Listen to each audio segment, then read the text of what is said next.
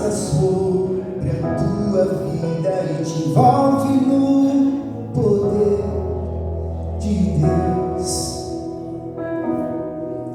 Mal algum te encontrará, cai no 10.000, bem ao teu lado, tua alma estará em paz.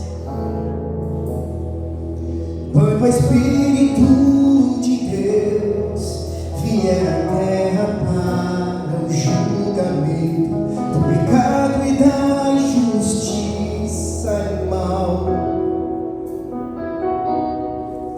praga alguma chegará no lugar onde estás. Podes crer, meu Deus cuidará de ti. Ao vento vai ver como o Senhor é bom. Confia nele, lança fora o medo, ele te faz vencedor. Espera e crê, pois o Senhor é bom. E o meu Deus cuidará de ti. O Deus cuidará de ti.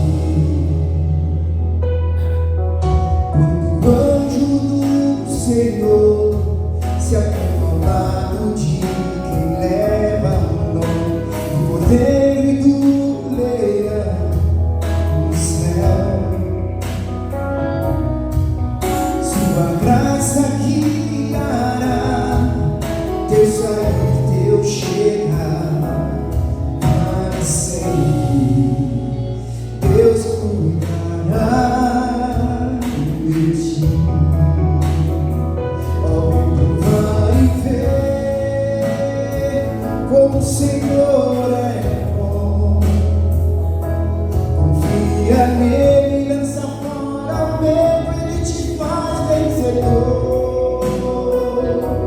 Espera e crê,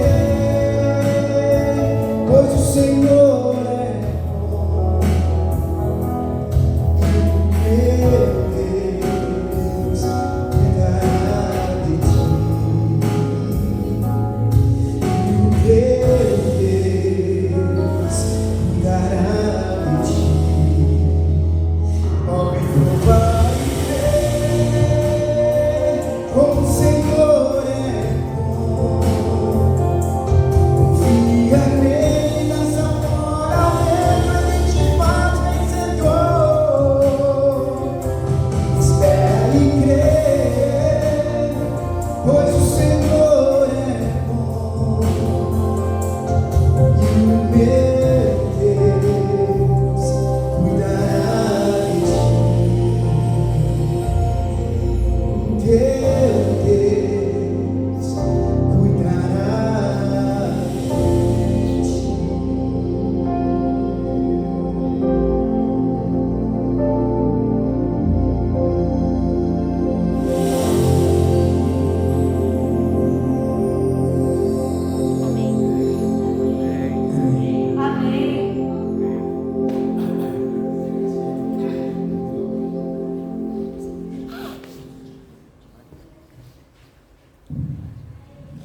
Boa noite, irmãos. Boa noite. Eu acho que hoje todo mundo aqui sentado desse lado, é isso? Ontem estava equilibrado, né? Mas hoje até o Carvalho, que tem lugar cativo, voltou lá. Tá bom. Isso é bom. Irmão, quer tirar foto? Temos fotógrafo também. Vamos lá, tá tudo diferente hoje. Benção, excelência. Muito bom. Na sexta o senhor. Queridos, eu quero dar um recado rápido, para não ser cobrado. Eu esqueci de dar um recado ontem, vocês acreditam nisso? É dia 30 de agosto, tá perto? Tá perto? Nós teremos aqui um simpósio de liberdade religiosa, aqui na igreja da Água Rasa. Quem vai estar pregando aqui? Um camarada chamado Rodrigo Pelegrino. Quem é o Rodrigo Pelegrino, pastor? É pastor da associação. Era da minha turma no colégio do NASP, nos formamos juntos, somos da mesma turma, somos do mesmo grupo de estudo, sabe que tem na faculdade aquele grupo que estuda junto, né? Somos do mesmo grupo de estudo, e ele se enveredou por um caminho interessante, que é o caminho da liberdade religiosa. Ele fez uma pós-graduação na área, fez um mestrado na área, e agora está fazendo um doutorado na área de liberdade religiosa. Então ele vai estar aqui, dia 30, pela manhã e à tarde, pregando para vocês. Ele é muito conhecedor desse assunto, muito mesmo. Eu me rendo ao conhecimento dele, sabe muito. Aliás, no dia da liberdade religiosa deste ano, o sermão foi o sermão dele. O sermão que veio para todas as igrejas da União Central, foi um sermão feito pelo Rodrigo Pellegrini. Então vai estar aqui na Barraça, tá bom? Não perca por nada, dia 30, anota aí. Nós temos um assunto importante, liberdade religiosa. À tarde teremos uma programação especial também, né? Às 16h30 nós teremos aqui um simpósio, como eu disse, e um louvor especial pelo Ministério Renascer, que vai estar aqui também. E eu fui convidado, eu vou estar aqui também, viu? Tá bom? Se Deus quiser, estaremos juntos aqui à tarde. À tarde, tá bom? À tarde. Bom, notícias para vocês. Sei que vocês estão bastante preocupados, como eu também estou. Minha sogra continua internada, todavia apresentou uma pequena melhora, graças a Deus, uma pequena melhora do quadro. Ela infartou, não sei se eu cheguei a comentar com vocês, entre segunda e terça-feira na madrugada, tem que fazer um cateterismo de urgência, graças ao bondoso Deus. Ela já estava internada por outra questão da diabetes, e isso foi uma providência divina, né? Se ela estivesse em casa, talvez eu não estaria contando essa história aqui, né? Então, graças ao bondoso Deus, está lá, está na UTI, mas está aprendendo pequenas melhores. Meu filho, depois de segunda-feira, hoje foi a primeira vez que eu ouvi a voz dele. Amém. Amém. Uma bênção. Glória a Deus. Amém. Glória a Deus. Começando a dar pequenos passos de novo. Deus seja louvado. Começando, conseguiu eu ir no banheiro hoje sozinho. Amém. Devagarzinho está indo. Amém. Louvado seja Deus por isso. Amém. É que segunda-feira eu estava tão abalado. E hoje eu olho para quarta-feira, 2, 3 dias depois, e eu continuo afirmando que Deus é muito bom. Amém. E eu não tenho dúvida disso. Eu espero, em nome de Jesus, que esse assunto do Espírito Santo ele permeie a vida do meu filho. Amém. E convença o meu filho do pecado e dos seus juízos. Faça parte íntima da vida dele. Nós vamos estudar hoje. O assunto hoje é um estudo bíblico. Tá? É um estudo bíblico. A gente está falando do Espírito Santo, da atuação do Espírito Santo. Mas quem é o Espírito Santo? Vamos falar um pouquinho disso aqui hoje. Vamos fazer isso num formato de estudo bíblico mesmo. E vocês vão perceber que a gente devia falar mais disso. A gente já falou tão pouco disso. Isso aqui está abordado no capítulo 9, tá? Deste livro. Quem é o Espírito Santo? Então, eu desde logo vou convidá-la a abrir as Escrituras. Nós vamos estudar esse assunto. E continua orando por nós, viu? Continua orando por nós, a luta continua. Bom, João 14,16, eu quero começar com esse texto.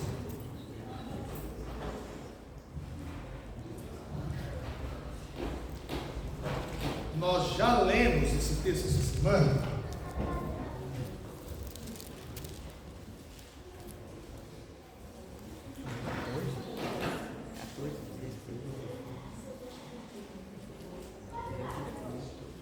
João 14, verso 16. Eu quero me apegar a um aspecto deste versículo.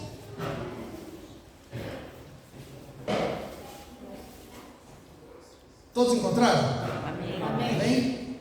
Vamos orar. Senhor Jesus, rendemos graças a Ti, o louvamos, porque Tu és bom o tempo todo. O tempo todo Tu és bom para conosco. Amém. Te agradecemos.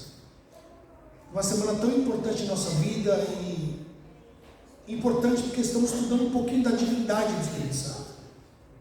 Nos revele a Tua vontade nesta noite mais uma vez. Humildemente rogamos a Ti, Santo Espírito, que o Senhor nos ensine nesta noite. São esses que rogamos, pedimos, imploramos e fazemos no nome do Pai, do Filho e do Espírito Santo. Amém. Amém. João 14, verso 16. Eu quero começar com esse versículo. Está escrito assim: E eu pedirei ao Pai, e Ele dará a vocês outro Consolador Consolador, outro Conselheiro, para estar com vocês para sempre. É esse versículo. Eu disse que vou me apegar um aspecto dele, vamos fazer isso em formato de estudo bíblico.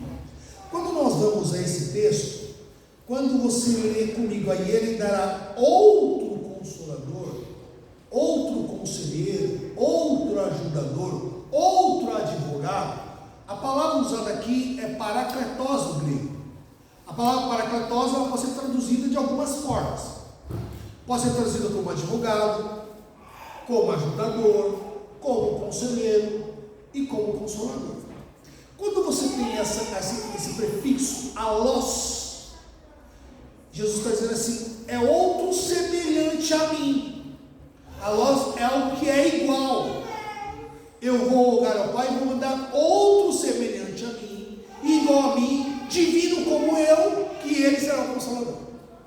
Entenderam? Então, o que Jesus está falando? Virá uma outra divindade. Nós lemos nessa semana um texto de Ellen White que diz que nós estamos vivendo na dispensação, na era da dispensação do Espírito Santo. Vocês lembram desse texto? Lembram? E eu disse que a palavra dispensação tem a ver com o período, com o tempo e a maneira como Deus se relaciona com a humanidade em um determinado tempo. Então Deus está se relacionando com a humanidade agora por meio de outro ser divino, que é o Parakletos, que é o conselheiro, o ajudador, o advogado. Ok?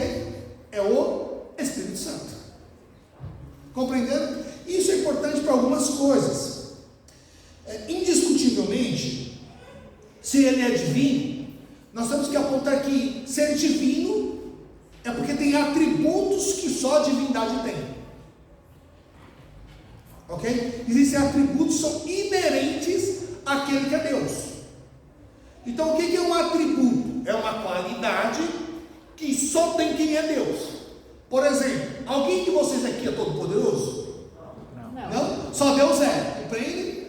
Alguém de vocês aqui é onipresente? Por exemplo, eu estou aqui, eu também estou lá na China agora, estou? Não, então isso é um atributo de Deus. Compreendendo? Então esses atributos intrínsecos à divindade, o Espírito Santo também tem. Porque existe uma corrente teológica, por isso que é importante tratar isso, que diz que o Espírito Santo é uma força, é uma ação de Deus. Entendem? Quando na verdade ele é uma pessoa da divindade. E nós tratamos esse assunto teologicamente com um estudo chamado Trindade. Vamos falar de Trindade? Deus Pai, Deus Filho, Deus Espírito Santo. Ele é Deus. E ele possui os mesmos atributos de Deus. Por isso que ele é alós, parakletos. Ele é outro ser divino, semelhante ao próprio Jesus, semelhante ao próprio Deus. Ele também é divino. Compreenderam isso?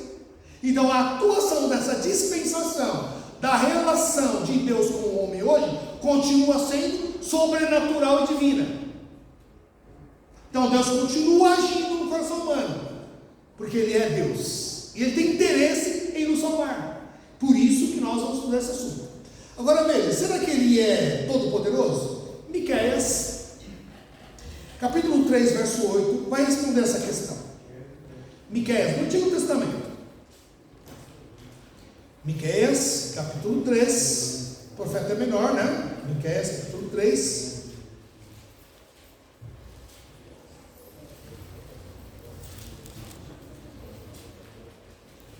Ele também está aqui na minha Bíblia em algum lugar, que eu também estou procurando, vocês perceberam, né? Mas está aqui, achei. Capítulo 3, verso 8.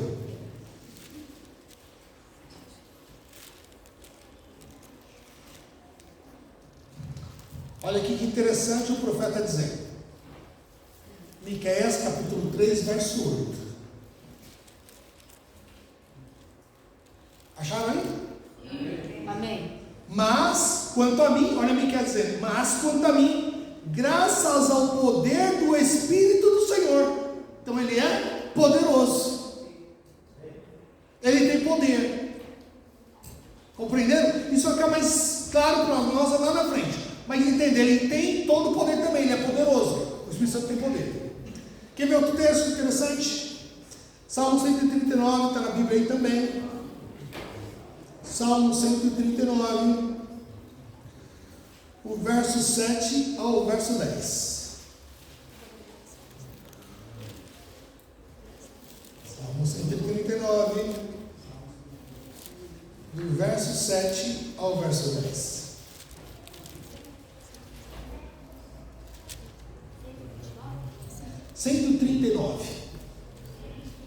Verso 7 até o verso 10. Está escrito assim: para onde poderia eu escapar do teu espírito? Perceba, espírito está com letra maiúscula. Perceberam aí? Para onde fugirei da tua presença? Então ele está presente em todos os lugares. Se eu subir aos céus, o Espírito Santo está lá. Se eu fizer a minha cama na sepultura, tu também estás lá.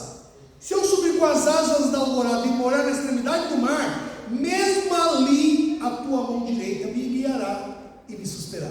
Então o Espírito Santo, ele é onipresente. Isso é interessante, porque quando eu estou orando aqui, eu posso sentir a presença do Espírito aqui. Se alguém está orando lá na Índia, o Espírito Santo vai se fazer presente lá. Se alguém está reunido em alguma igreja, Jesus vai falar isso, né? Fala assim: quando 2 ou 3 estão reunidos em meu nome, eu estou presente. Mas a presença é marcante pelo Espírito Santo. Então, se nós estamos reunidos aqui agora, em nome de Jesus, o Espírito Santo está aqui. Se alguém está na igreja da Vila Prudente, orando, e falando e pregando, o Espírito Santo também está lá. Se alguém está lá na comunidade Vila Prudente, está pregando, está visitando, está fazendo PG e está falando no nome de Jesus, 2 ou 3 pessoas, o Espírito Santo também está lá. Ele é onipresente. Pastor, peraí, se ele é onipresente, e eu estudei alguns textos com você que ele habita em nós, e essa presença é marcante também individualmente, eu posso buscar o Espírito Santo em qualquer momento da minha vida. Eu estou no metrô aflito, recebi uma notícia, fiquei aflito, o que eu faço? Eu oro. Quem age? Você se sentiu aflito e você ora e imediatamente vem uma paz, você não sabe para onde ela veio. É o Consolador. Amém. Amém. Você está em momentos que você precisa de ajuda e não tem outra solução, você sabe que ali naquele momento não tem o que fazer e você ora e soluciona o problema. É a expressão do presente, ele é ajudador, ele é conselheiro, ele é advogado, ele está presente em toda a ação humana, e todas as que nós precisamos e necessitamos, ele está presente. Ele é Deus, um atributo próprio da divindade. O Espírito Santo é Deus. Compreenderam isso? Outro texto, vamos juntos aí, ó. 1 Coríntios 2, primeira carta de Paulo aos Coríntios,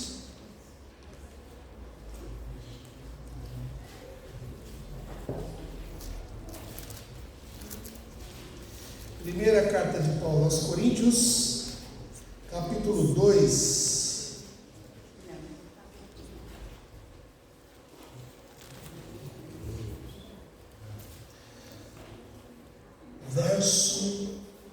verso 10. Vamos ler isso aqui, ó. Primeira carta de Paulo aos Coríntios, capítulo 2, verso 10 em diante.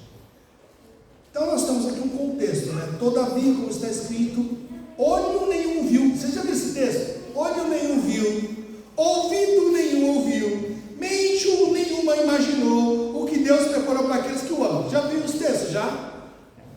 E o que a gente, quando lê esse texto, o que vem na sua mente? Fala direto, o que vem na sua mente? O céu? Não é isso, irmão.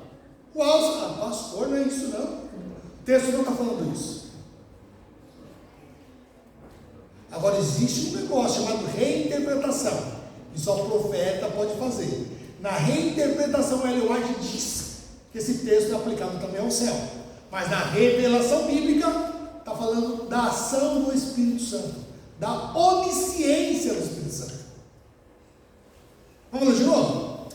Olho nenhum viu, ouvido nenhum ouviu, mente nenhuma imaginou o que Deus preparou para aqueles que o amam, mas Deus o revelou revelou a nós por meio do Espírito. O Espírito sonda todas as coisas, até mesmo as coisas profundas de Deus. Pois quem conhece os pensamentos do homem, a não ser o Espírito do homem que nele está? Da mesma forma, ninguém conhece os pensamentos de Deus, a não ser o Espírito de Deus.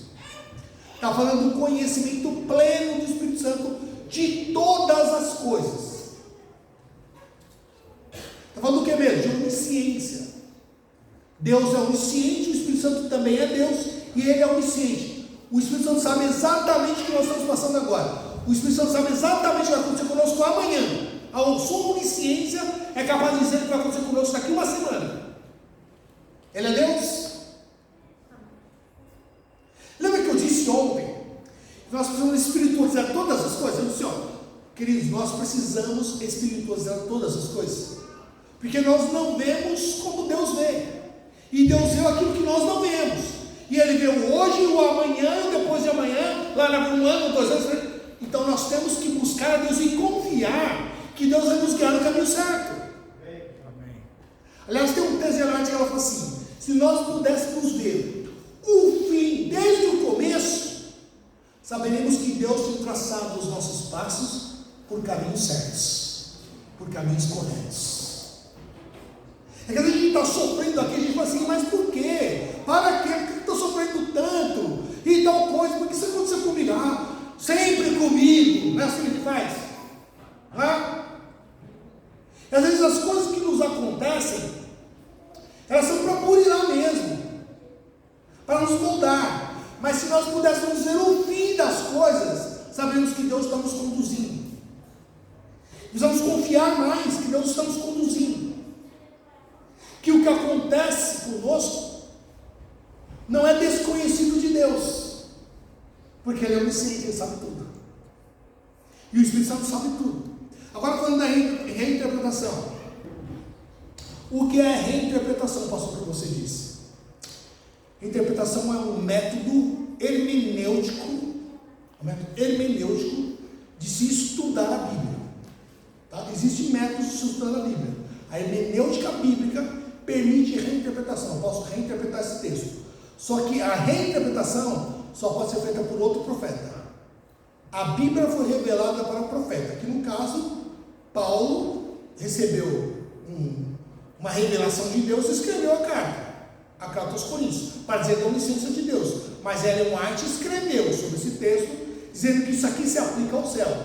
E de fato, ela, por ser profetisa, ela pode reinterpretar, e não tem nenhum problema nisso. A hermenêutica, a crítica textual bíblica, aceita a reinterpretação. Então, em segundo plano, nós também podemos aplicar isso, aquilo que comumente o pessoal diz por aí. Nós nunca vimos o céu. Vimos o céu? Não? Nosso ouvido ouviu os sons do céu. Nossos olhos conseguem nem imaginar. A gente não consegue nem imaginar como será o céu. Mas pela reinterpretação, nós podemos também aplicar esse texto. Mas aqui o texto está falando do Espírito Santo, tá? Do Espírito Santo. Então, o Espírito Santo, ele é onisciente, sabe todas as coisas. Tá? Mais uma coisinha aqui, ó. João 14, 26.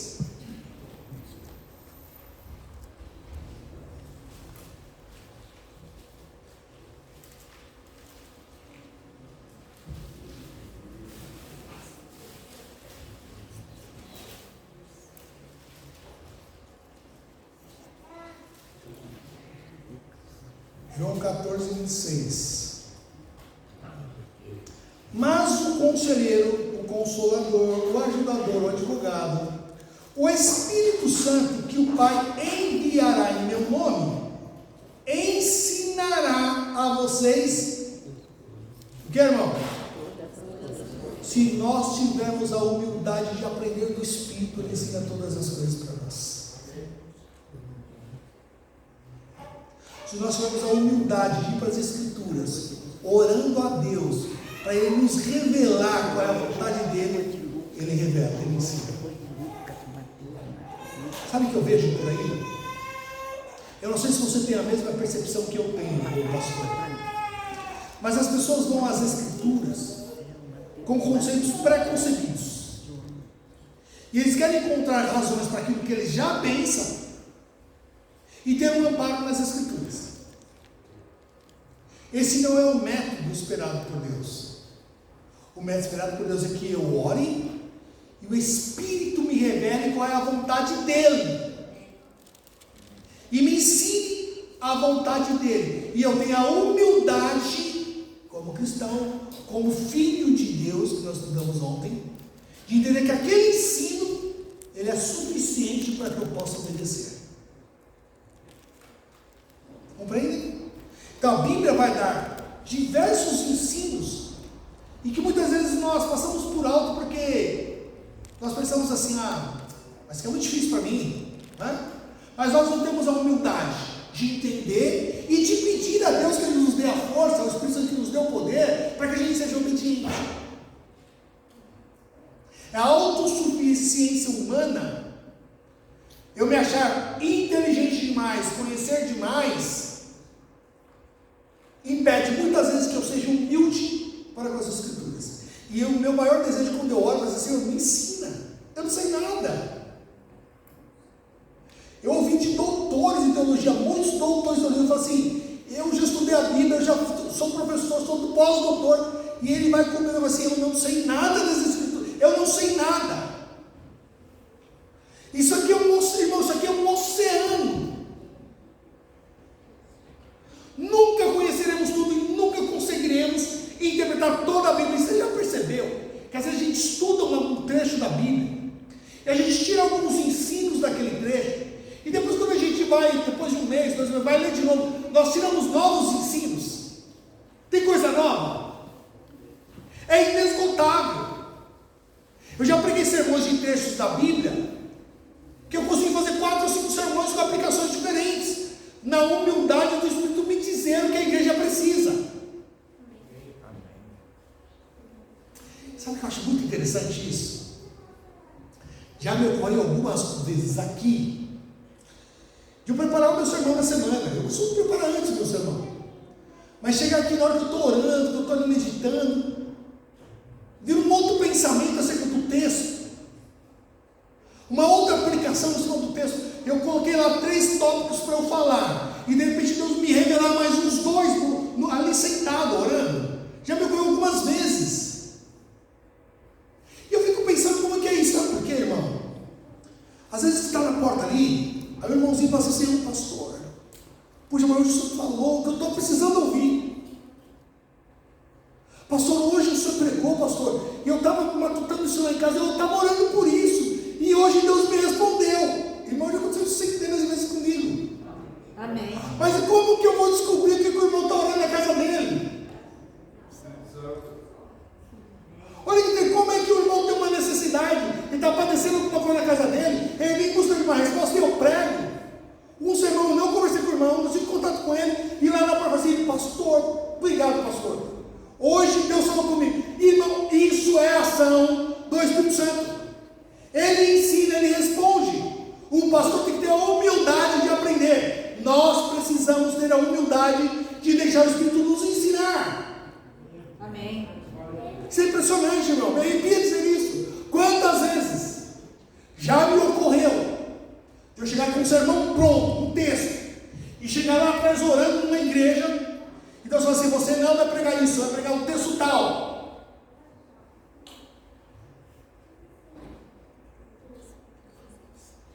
Isso é obra do Espírito Santo. Quantas vezes eu venho aqui e o irmão fala assim: eu vou cantar, e eu preparei um sermão, e o irmão vai cantar exatamente o que eu vou pregar. Já aconteceu isso com você?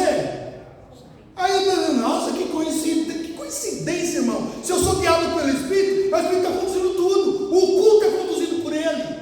Amém. Não entender isso. Aliás, quando nós chegamos aqui, irmão,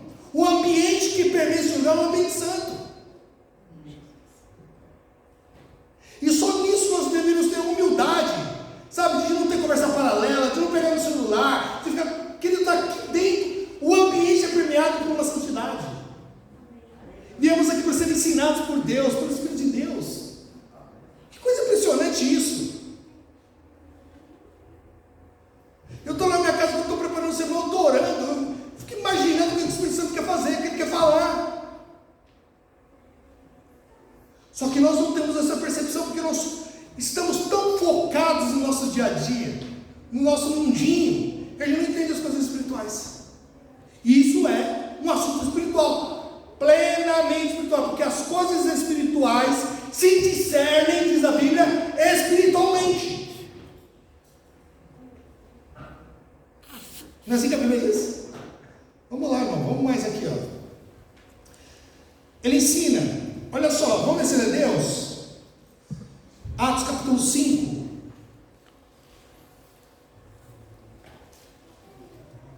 Verso 3 e 4. Isso é muito conhecido esse texto, hein?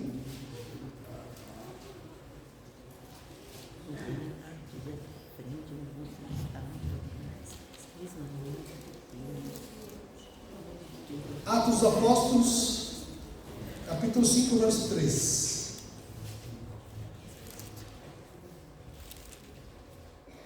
Então perguntou Pedro: Ananias, como você permitiu que Satanás enchesse o seu coração a ponto de você mentir ao Espírito Santo e guardar para você uma parte do dinheiro que recebeu pela propriedade?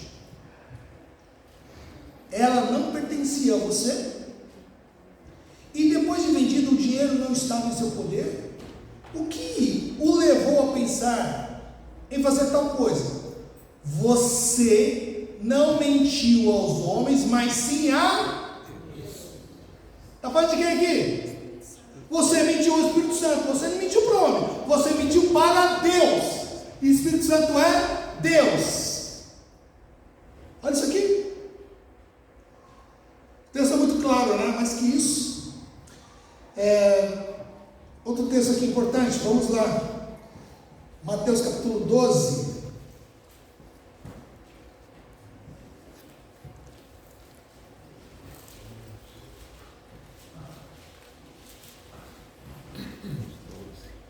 Mateus capítulo 12. Verso 31 e 32. Isso aqui caberia aqui uma noite de estudo. Esse assunto aqui caberia uma noite de estudo. É que a gente não vai ter esse tempo, mas aqui cabe um sermãozaço. Tá? Vamos ler aqui, ó. 12:31.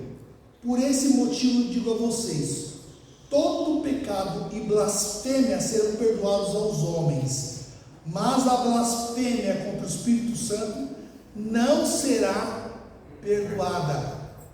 Todo aquele que disser uma palavra contra o Filho do Homem será perdoado, mas quem falar contra o Espírito Santo não será perdoado, nem nesta era, nem na que há de vir.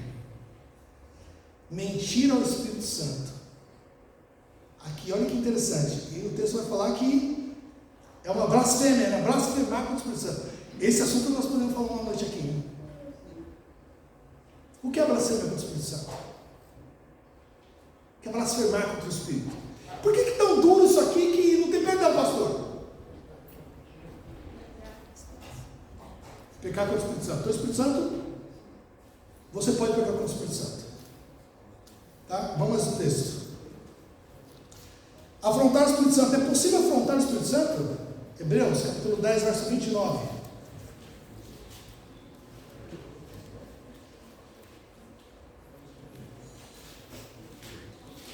Hebreus 10, 29.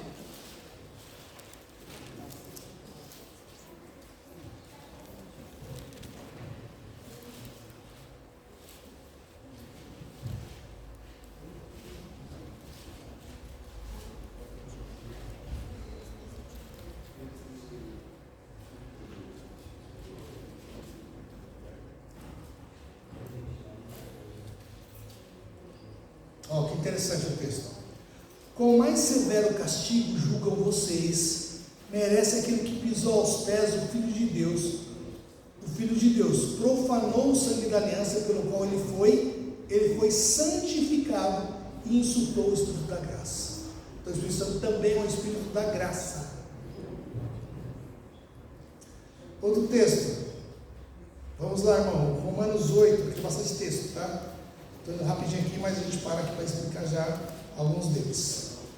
Romanos 8, verso 26 em diante. Esse a gente leu ontem também, né? Romanos 8, 26. Da mesma forma, o Espírito nos ajuda em nossa fraqueza. Lembra que eu disse isso ontem? Da mesma forma, o Espírito nos ajuda em nossa fraqueza, pois não sabemos como orar, mas o próprio Espírito intercede por nós com gemidos inexprimíveis. Bom, se ele geme, se ele chora, se ele intercede, ele é uma pessoa, ele não é a força de Deus, ele é uma pessoa. E o texto é interessante, eu disse ontem, né? Na nossa fraqueza, o Espírito Santo se aproxima. Ele conhece as tuas fraquezas. Você não é mais forte, você não é mais forte que a sua fraqueza. E quando nós nos vemos tentados, exatamente na nossa fraqueza, e nós não conseguimos sequer orar, o Espírito chora. E quando você não consegue balbuciar, e só consegue lamentar e chorar, o Espírito Santo intercede. Com gemidos inexprimíveis. Ele vai moldando, transformando o nosso clamor e apresenta no céu, diante de Jesus. Com gemidos inexprimíveis. Ele é uma pessoa. O Espírito Santo aparece no Novo Testamento 100 vezes, com uma expressão. Em 100 vezes está associada a expressão Espírito Santo com uma expressão: santidade, santificação. E todas as vezes que ele está ligado à questão da santificação e da santidade, quando há textos relacionados, quando você está falando do processo de santificação que o Espírito Santo faz no homem, quando aceitamos a Jesus como nosso Salvador pessoal. 100 vezes. E eu vou ler alguns aqui para vocês. Vamos lá. Bom, 2 Coríntios, segunda carta aos Coríntios, melhor dizendo, né? 2 Coríntios, capítulo 3, o verso é o verso 17.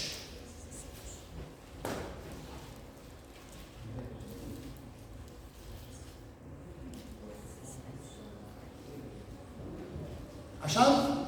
Ora, o Senhor é o Espírito.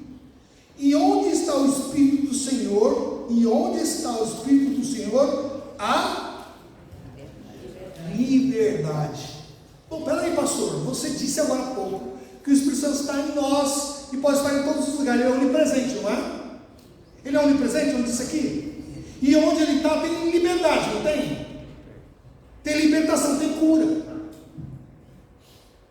Em qualquer lugar que você esteja, haverá uma atuação do Espírito Santo. Se você está preso a uma condição, a um pecado, o Espírito Santo vai agir, porque ele quer te santificar. Se você está preso a um vício, e você clamar, o Espírito Santo vai te libertar.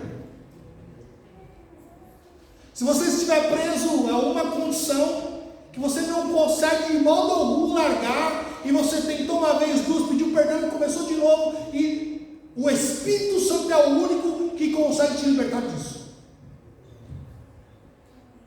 E reiteradas vezes, o Espírito Santo vai atuar onde você estiver para te libertar. Eu conheço um relato, um amigo, muito amigo, pregador, excelente pregador. Não vou falar o nome, mas ele está sempre pregando por aí. E ele tinha um vício desde a adolescência, 14 anos. Ele todo vício do crack. E ele ficou nisso até uns 22 anos. Aí um dia ele pegou uma pedra de crack, foi pipar essa pedra numa casa de construção. Quando ele entrou lá, ele encontrou a Bíblia.